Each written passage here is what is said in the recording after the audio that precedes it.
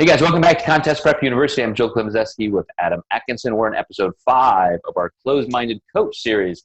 And last time, Adam, you mentioned that you had a client who is really, in the throes of having to decide about contest scheduling and a lot of, mayhem about that, especially because she has a contest in May, and I mentioned I have one in June in that same circumstance. And so, I wonder, as we juxtapose a good coach versus a bad coach, what does a bad coach do in this situation?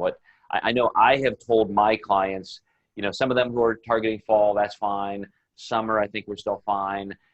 We've kind of gone week to week, month to month with some of these things. We've been adjusting nutrition and maybe even training. You mentioned you've had to give clients a couple more kind of off days, diet break days.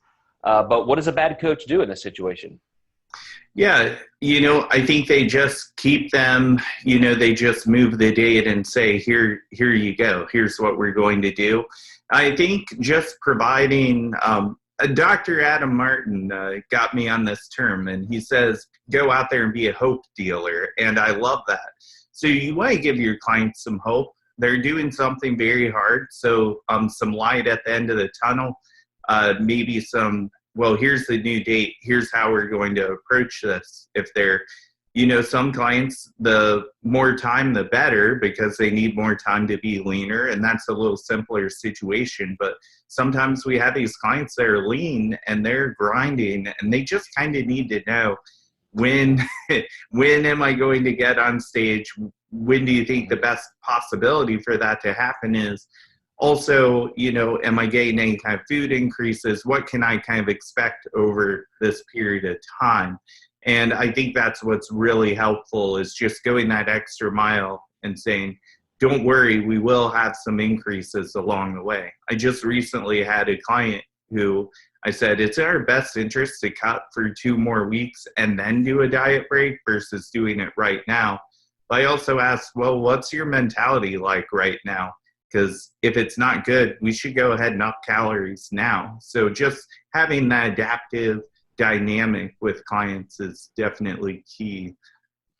Yeah, I agree on being adaptive, but my default is to be more of a technocrat. So, looking back over my life and career, it's not a surprise that I'm a health scientist and that I've been kind of an overachiever academically, because I don't think hope gets it done. Research shows that people who are serious and people who have a slight negative bias are the ones who succeed more, because they feel the pressure and it makes them make decisions and get things done. And so I try and operate from that standpoint and stay in a more fact-based reality. But when it comes down to all of these changes in contest scheduling, you have to understand that they just opened up the Wuhan province. 76 days after their shutdown, China is now back in business. And so you're looking at, 2.5 months. We know that we're about, maybe a month behind China. We're about 2 weeks behind Italy, and Italy is starting to come down off of their apex. Admissions into hospitals and deaths are starting to flatten out on the East Coast. It's already been coming down on the West Coast. So there literally is light at the end of the tunnel. And that's why I'm saying at this point that I really do think July shows are going to happen.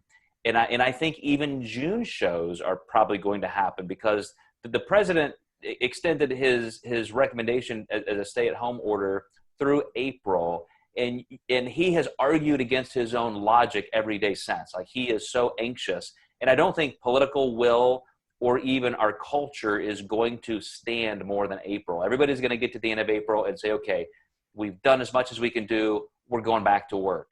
And I've heard promoters say very similar things, that their June shows are going on regardless. And so June to me is cautiously optimistic. July is a wide open go. Yeah, I definitely agree there. And I was just telling Sarah last night, I said, Joe did a better job predicting what would happen, because me, I was very optimistic about May, and now you can hear I kind of changed my stance a bit. But with my one client that is competing in May, I'm trying to believe that is going to happen and that we go for it. And I hope it does. Actually, if it does happen, I'm probably going to go. And it's about 6 hours, but I need a show to happen. Yeah, I think we're getting close, guys. I think we are. And to your point, a month ago, I predicted we'd have about 50,000 deaths in our country. The CDC came out and said it could be as high as 2.5 million. Then they came down to a max of 240. Then they modeled around 80,000. And now just yesterday, they said, well, we think it's going to be around 50,000. So they should have just asked me, obviously. I have all the answers. But no, in reality, it is looking at those details. And we have that data we can rely on from those other countries. And one of the things that they talked about why they've had to scale back their modeling is they really didn't anticipate people to obey the stay-at-home orders as well as they have. So, we absolutely, with 90% of America being under, shelter-in-place orders now, it's worked. I mean, we've done the hard stuff. We've taken the hit to the chest as a country, and now we've earned the reward of being able to move on. And I think that's really going to happen after April. That's awesome. Yeah. And I definitely agree. I think we'll start getting slowly back to normal and slowly trickle back into society. Okay. All right, guys, we want to spend one more episode talking about some very detailed stuff, including your health and immunity. So stay with us. One more episode in this series.